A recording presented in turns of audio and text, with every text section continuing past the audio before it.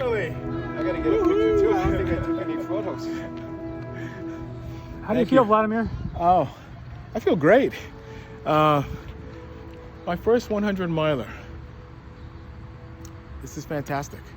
This is, I guess, one of those things that you look to experience, and you look to see what happens. And it's a great physical challenge, but I think ultimately this will be a great spiritual challenge as well.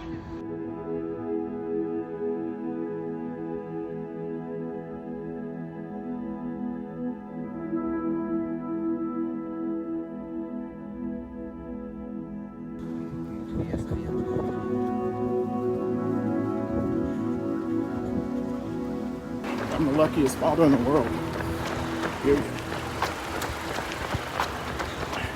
As it relates to this, what I said earlier, which is having determination and confidence are two words I taught him, the first two words I defined for him in his life when he was in first grade.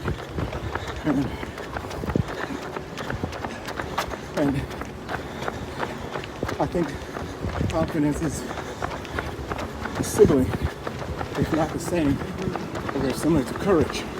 And as I texted him this morning before we spoke in the afternoon, I quoted him, I sent him the quote I mentioned earlier, which is that in a world trapped in echoing caves of darkness and fears, courage, endurance, and wisdom light the path towards freedom.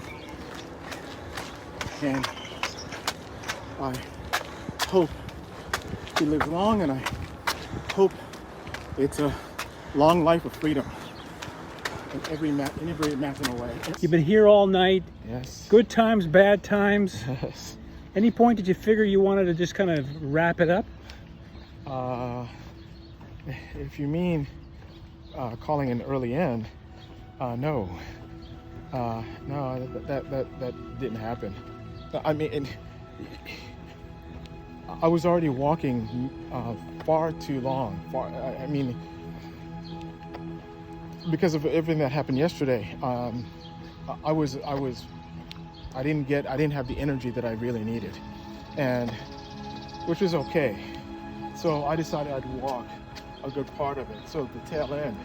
So after 100K, I did that, and I got to basically 80 mile mark, and that's when I really started walking, which is not really what I wanted to do. But I was determined, the word I used yesterday, I was determined to complete it, and I'm happy that I did. And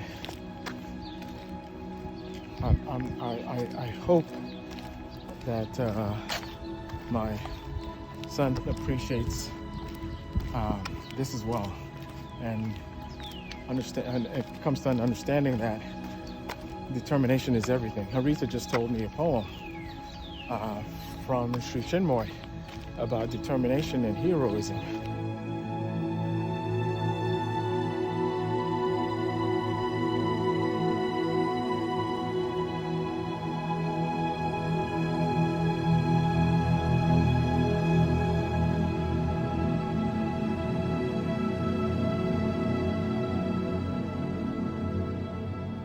It's in a world trapped in echoing caves of darkness and fears.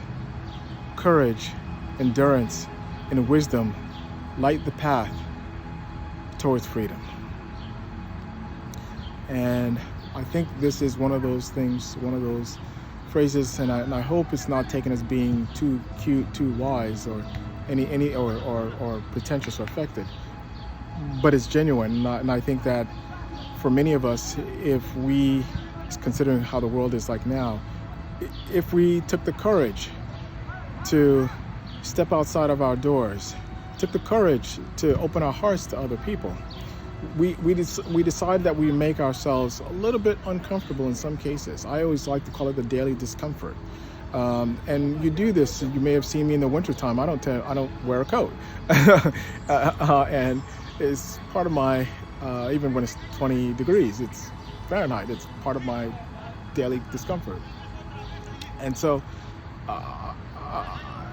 that's the courage aspect. The endurance aspect is okay. Courage gets you to start, but now let's continue this. If it's something that's based on principles.